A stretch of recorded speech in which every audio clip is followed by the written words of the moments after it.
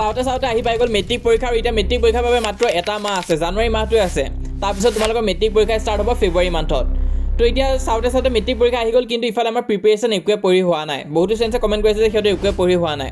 আৰু তাতে তোমালোকে জানাই যে কিমান ধৰণৰ চেঞ্জেছ আহিছে, কুৱেশ্যন পেটাৰ্ণত চেঞ্জ হৈছে। তাতে বৰ্ডে বিভিন্ন ধৰণৰ ডিচিজন বাৰে বাৰে লৈ আছে, পেটাৰ্ণবিলাক চেঞ্জ কৰি আছে, কুৱেশ্যন এবাৰ অকণমান টান কৰিছে। আৰু বৰ্তমান এতিয়া বিভিন্ন ডিষ্ট্ৰিক্টত প্ৰি ফাইনেল এক্সাম হৈ আছে গোটেই অসম জুৰি। তো তোমালোকৰ ডিষ্ট্ৰিক্টত মেবি ষ্টাৰ্ট হৈছে বা বহুত এনেকুৱা ডিষ্ট্ৰিক্ট আছে য'ত জানুৱাৰীৰ পৰাহে এক্সাম ষ্টাৰ্ট হ'ব।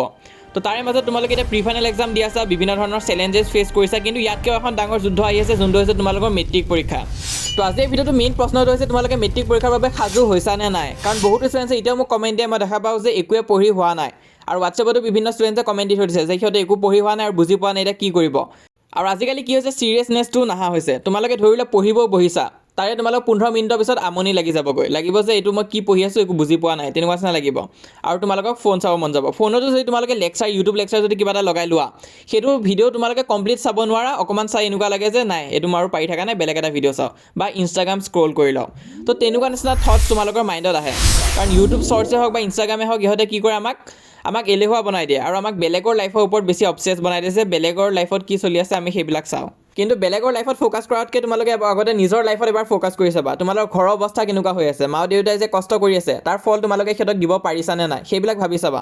তোমালোকক যে কষ্ট কৰি ডেইলি স্কুল পঠাই আছে, কিয় পঠাই আছে, যাতে তোমালোকে এটা ভাল ৰিজাল্ট কৰিব পাৰা আৰু তোমালোকৰ পেৰেণ্টছক তোমালোকে ছাপোৰ্ট কৰিব পাৰা অল্ড এজত। কিন্তু তাকে যদি তোমালোকে স্কুলত গৈ একো বুজি পাই থকা নাই, নিজে ট্ৰাইও কৰি আছা, কিন্তু তাৰপিছতো তোমালোকে প্ৰব্লেম ফেচ কৰি আছা, তেনেকুৱা হ'ব পাৰে। আৰু তাতে যদি তোমালোকে এনেকৈ ডিষ্ট্ৰেক্টেড হৈ থাকা, তেনেহ'লে মা দেউতাৰ কষ্টখিনি এনেই যাবগৈ কিন্তু, আৰু মানুহে পিছত হাঁহিব।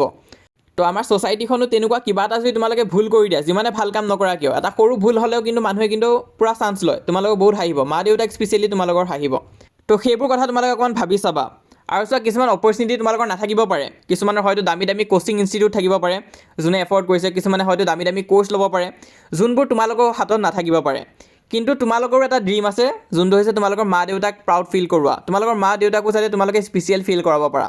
কিন্তু এই বছৰটোৰ শেষৰ লগতে এনেকুৱা লাগিব পাৰে যে মই এতিয়া সেইবিলাক কৰিব নোৱাৰিম নেকি, কোনেও মোক বিশ্বাস নকৰিব নেকি। কিন্তু তোমালোকৰ লগত আমি সদায় আছোঁ, আয়ান ষ্টুডিঅ'ছ সদায় তোমালোকৰ লগত আছে।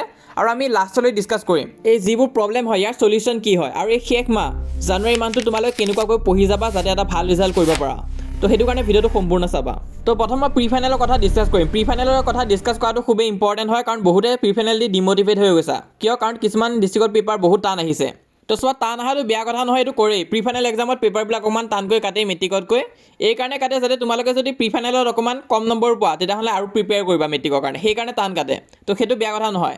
নেক্সট কথাটো হৈছে যে তোমালোকে ভালকৈ ৰিভিজনো দিব নোৱাৰিবা প্ৰি ফাইনেল এক্সামৰ আগত, যিহেতু দিন কম থাকে আৰু এক্সামবিলাকৰ মাজত গেপো নিদিয়ে, বহুত কম দিয়ে হয়।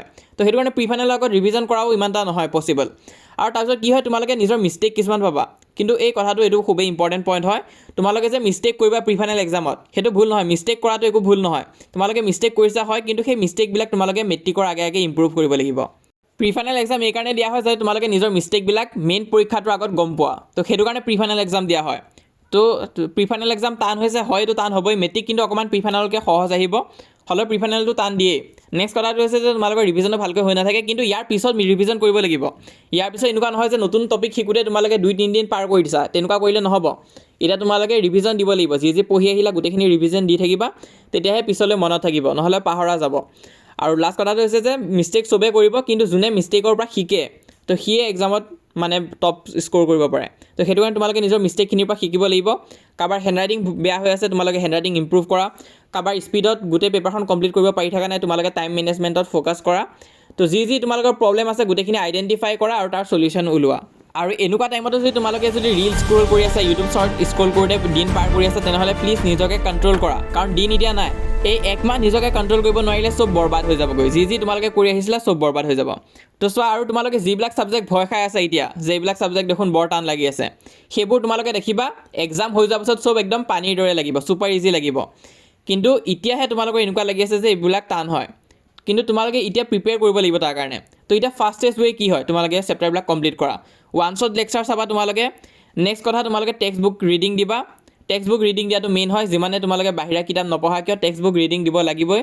আৰু লাষ্ট হৈছে কুৱেশ্যন প্ৰেক্টিছ কৰিব লাগিব। যিমানে নপঢ়া কিয় কুৱেশ্যন প্ৰেক্টিছ নকৰিলে কিন্তু কাম নাই। আৰু চোৱা যোনটো পুৰণা নিয়মত তোমালোকে পঢ়ি আছিল আৰু এনেকুৱাকৈ পঢ়িব লাগে আচলতে তোমালোকৰ যেতিয়া বহুত দিন থাকে, কিন্তু এতিয়া সিমান দিন নাই। এক্সাৰচাইজ এক্সাম্পল গোটেইখিনি কৰিবা, প্ৰিভিয়াছ ইয়াৰ কুৱেশ্যন চব কৰিবা, এক্সট্ৰা বুক পঢ়িবা, তো সেইবিলাক কিন্তু ইমান এটা টাইম নাই। তো সেইটো কাৰণে স্মাৰ্ট ষ্টাডি কৰিব লাগিব। প্ৰথম তোমালোকে ইজি চেপ্টাৰবিলাক পঢ়িবা, নেক্সট তোমালোকে ইম্পৰ্টেণ্ট টপিক আৰু কুৱেশ্যনখিনি আগতে কৰি ৰাখিবা। যদি নাজানা কোনখিনি টপিক আৰু কোনখিনি কুৱেশ্যন ইম্পৰ্টেণ্ট হয় সেইটো চিন্তা নকৰিবা, আমি দিম তোমালোকে ফ'ল' কৰি ৰাখিবা, যি লাগে গোটেইখিনি দি যাম। আৰু নেক্সট হৈছে তোমালোকক হেল্প কৰিব লাগিব বা টিচাৰৰ গাইডেঞ্চ লাগিব। তো চোৱা ঘৰত যদি টিচাৰ চিনাকি আছে, স্কুলৰ টিচাৰৰ লগত যদি ভাল, তেনেহ'লেতো ভাল কথাই। আৰু যদি তোমালোকৰ তেনেকুৱা যদি হেল্প কৰা মানুহ নাইও, তেতিয়াও চিন্তা নকৰিবা, মই আছোঁ, মই যিমান পাৰোঁ সহায় কৰি যাম। আৰু চোৱা কিছুমান মিষ্টেক যোনখিনি তোমালোকে বৰকৈ কৰা, তাৰে ভিতৰত 1 নম্বৰ মিষ্টেকটোৱে হৈছে ৰাইটিং প্ৰেক্টিছ। বহুতো ষ্টুডেণ্টছে ৰাইটিং প্ৰেক্টিছ নকৰে, যাৰ ফলত কি হয় ঘৰত পঢ়াটো পঢ়িয়ে থাকা, কিন্তু এক্সাম হলত লিখোঁতে একো লিখা নহয়। বহুতো ষ্টুডেণ্টছে মোক এতিয়াও কমেণ্ট দি থাকে যে ছাৰ পঢ়িটো যাওঁ কিন্তু এক্সামত একো লিখিব নোৱাৰোঁ। তো এই কাৰণে হয় যে ৰাইটিং প্ৰেক্টিছ নকৰা। এক্সামত ঘপককৈ কিবা এটা কুৱেশ্যন আহি যায়, তোমালোকে এইটো বুজোতে টাইম লাগি যায় যে এইটো কি সুধিছে, আৰু পিছত তোমালোকে ভুল কিবা কিবি লিখি থৈ আহা। তো তেনেকুৱা নচলিব, ৰাইটিং প্ৰেক্টিছটো লাগিবই। আৰু এতিয়া প্ৰি ফাইনেল ভাল গৈছে বেয়া হৈছে সেইবিলাক বাদ দিয়া, তোমালোক সকলোৱে আমি জানুৱাৰী প্ৰথমৰ পৰা টেষ্ট পেপাৰ্ছবিলাকো প্ৰেক্টিছ কৰিম। টেষ্ট পেপাৰ্ছ আহি যাব মাৰ্কেটত, তেতিয়া টেষ্ট পেপাৰ প্ৰেক্টিছ কৰিব পাৰিম। কেমেষ্ট্ৰিৰ কাৰণে ৰিয়েকশ্যন এক্টিভিটিছবিলাক ভালকৈ মন দি চাবা, এবাৰ সুধি আছে, MCQ হিচাপেও দি আছে। বায়'লজিৰ কাৰণে প্ৰতিটো লাইনে ইম্পৰ্টেণ্ট হয়, ড্ৰয়িংবিলাকো চাবা, খুবেই ইম্পৰ্টেণ্ট হয়, তাৰ পৰা আহি আছে। আৰু ফিজিক্সত তোমালোকে কনচেপ্ট আৰু ফৰ্মুলাত ফ'কাছ দিবা। কিছুমান কিতাপৰ বাহিৰৰ কুৱেশ্যনো তোমালোকক সেই একে কনচেপ্ট আৰু ফৰ্মুলাৰ ওপৰত দি দিব পাৰে। আৰু মেথছৰ কাৰণে কি কৰিবা, ডেইলি কিন্তু মিনিমাম 1 ঘণ্টা পঢ়িবাই যদি তোমালোকে মেথছত উইক হয়। তাৰোপৰি যিখিনি ফৰ্মুলা আছে কিতাপত গোটেইখিনি তোমালোকে ভালকৈ চাই থৈ দিবা। ফৰ্মুলাখিনি কিন্তু তোমালোকৰ চকুৰ আগত থাকিব লাগিব, তেতিয়াহে মেথছ তোমালোকে সোনকালে কৰিব পাৰিবা। তো চোৱা, মই কোৱা নাই যে তোমালোকে মেথছত একদম এক্সপাৰ্ট হৈ যোৱা, কিন্তু স্পীডটো থাকিব লাগিব। স্পীডটো যদি নাথাকে তেনেহ'লে মেথছত টাইম মেনেজমেণ্ট নহয়গৈ। তো সেইটো কাৰণে তোমালোকে মেথছত অকণমান স্পীডটো আনিবও চেষ্টা কৰিবা, এইকেইদিন প্ৰেক্টিছ কৰিবা যিমান পাৰা। আৰু এক্সাম্পল আদি এইবিলাক স্কিপ কৰি নিদিবা, এক্সাম্পল আদিৰ পৰা কিন্তু কুৱেশ্যন আহে। আৰু যদি ছ'চিয়েলৰ কথা কওঁ, তাত কিন্তু ডেট আৰু ইভেণ্টবিলাক ভালকৈ চাবা, খুবেই কুৱেশ্যন আহি আছে। জিঅ'গ্ৰাফিৰ কাৰণে তোমালোকে ডেফিনেশ্যন চাবা, তাৰপিছত এনচাৰ কিন্তু বনাই লিখা স্কিল লাগিব, কাৰণ যিকোনো কুৱেশ্যন সুধি দিব পাৰে আজিকালি। পলিটিকেল আৰু ইকনমিক্সত 1 মাৰ্কৰ কুৱেশ্যনবিলাক স্পেচিয়েলি চাবা, ভিতৰৰ পৰা বৰকৈ সুধি আছে। আৰু কি হৈছে আজিকালি এপ্লিকেশ্যন বেছ কুৱেশ্যন দিছে, কিছুমান ডিষ্ট্ৰিক্টৰ কুৱেশ্যনটো একদম ধৰিবই নোৱাৰি কি দিছে। তো সেইটো কাৰণে টেষ্ট পেপাৰবিলাক প্ৰেক্টিছ কৰি চাবা। তো যেতিয়া টেষ্ট পেপাৰ ওলাব তোমালোকক জনাই দিম, আৰু এইবিলাক কুৱেশ্যন পেপাৰ মই দি যাম বাৰু, তোমালোকে চাব পাৰিবা।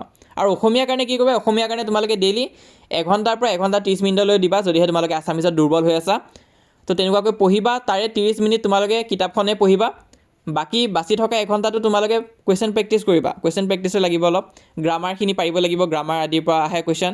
আৰু ৰাইটিং স্কিলখিনি চাবা, বেলেগ গ্ৰামাৰ আদি ভুল হ'লেও কিন্তু ৰাইটিং স্কিল ভুল নহয় যদি ফৰ্মেটটো ভালকৈ লিখা, এপ্লিকেশ্যন কেনেকৈ লিখে এইবিলাক গোটেইখিনি চাবা। আৰু চোৱা, এতিয়াৰ পৰা তোমালোকে ষ্টাৰ্ট কৰা, ধৰি লোৱা 2 ঘণ্টা যদি পঢ়ি আছা, কালিৰ পৰা 2 ঘণ্টা 30 মিনিট পঢ়া, তাৰ পিছদিনা তোমালোকে লাগিলে 3 ঘণ্টা পঢ়া, এনেকুৱাকৈ আধা ঘণ্টাই হওক কিন্তু বঢ়াই যাই থাকা। নিজৰ লিমিটটো সদায় অকণমান পুছ কৰিব চেষ্টা কৰিবা, কাৰণ যিহেতু তোমালোক আয়ন ষ্টুডিঅ'ছৰ ষ্টুডেণ্ট হয়, তো আমাৰ লিমিট নাই, আমি সদায় লিমিটটো অকণমান বঢ়াব চেষ্টা কৰিম। নৰ্মেল ষ্টুডেণ্টে যদি যিমান পঢ়ি আছে আমি তাতকৈ বঢ়াম। কেতিয়াবা এনেকুৱা হ'ব পাৰে যে তোমালোকৰ নিজৰ লিমিটতকৈ অকণমান কম পঢ়ি দিলা, 3 ঘণ্টা পঢ়ি দিলা, ধৰি লোৱা সদায় 4 ঘণ্টা পঢ়ি আছিলা, সেইটো আমি তাৰ পিছদিনা আকৌ কভাৰ কৰিবও চেষ্টা কৰিম। আৰু ডিম'টিভেট নহ'বা, কাৰণ চোৱা, যিবিলাক ষ্টুডেণ্টে ভাল নম্বৰ পায় মেট্ৰিক পৰীক্ষাত, তাৰে 80% ষ্টুডেণ্ট এনেকুৱা থাকে যোনে লাষ্টৰ মাহটো ভালকৈ পঢ়ি সিহঁতে ভাল মাৰ্কছ পাবলৈ সক্ষম হয়।